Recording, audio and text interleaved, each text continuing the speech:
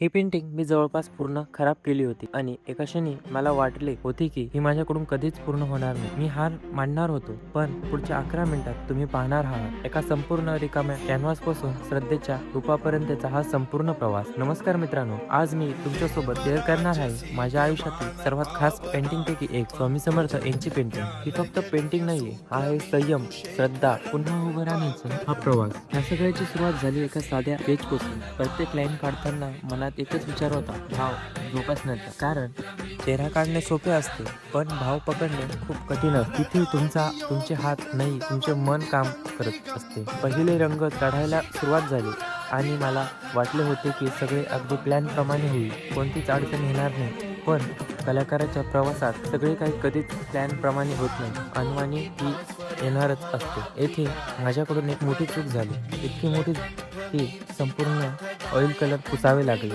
माझ्या कित्येक तासाची मेहनत एका क्षणात पुसली गेली आणि खरे सांगायचे तर त्या क्षणी खूप वाईट वाटले. त्यातून पूर्ण फसलो होतो. पण काही वेळा पुन्हा सुरुवात करणे म्हणजे अपयश नसते, तर स्वतःला अजून एक संधी देणे असते. आपण तेथेच थांबलो तर ती हार. म्हणून मी पुन्हा स्केच केले, स्वामींचे स्मरण केले आणि पुन्हा सुरुवात केली. हळूहळू प्रत्येक ब्रश स्ट्रोक सोबत पेंटिंग बदलत गेली. चेहऱ्याचे भाव, डोळ्यातील ती अथांग शांतता आणि संपूर्ण रूप आता जिवंत वाटायला लागले होते. असे वाटत होते की कोणीतरी माझ्या हातात ब्रश देऊन धरून रूप स्वतःच साकारत आहे. या दिवसांनी मी एक गोष्ट शिकलो, चुका होतात, गोष्टी बिघडतात, पण आपण हार मानली नाही पाहिजे. स्वतःवर आणि त्या शक्तीवर विश्वास ठेवला पाहिजे, तर कदाचित परिणाम आपल्या अपेक्षेपेक्षा काहीतरी पटीने सुंदर असतात. 30 सेकंदाच्या सिनेमॅटिक शॉट आणि आता 10 दिवसांची मेहनत, असंख्य ब्रश स्ट्रोक नंतर, संपूर्ण श्रद्धेनंतर हे आहे स्वामींचे अंतिम रूप, जे तुम्ही पुढे बघणार आहात.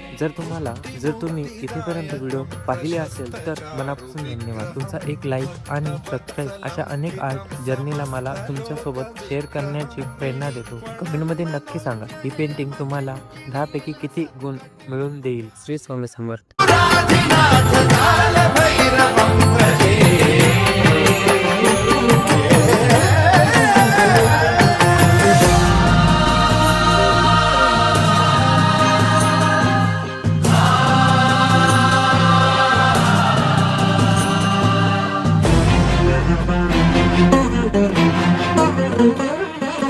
धर्मसे तु पालकं त्वधर्म मार्गनाशकं कर्मपाशमोचकं सुशर्मदायकं विभुं वर्णवर्णशेषपाशशोभिताङ्गमण्डलं कालभैरवं भजे रत्नपादुका प्रभाभिरामपादयुग्मकं नित्यमिद्वितीयमिष्टदैवतं निरञ्जनं मृत्युदर्पनाशनं करालदंष्ट्रमोक्षणं काशिकापुराधिनाथ कालभैरवं भजे.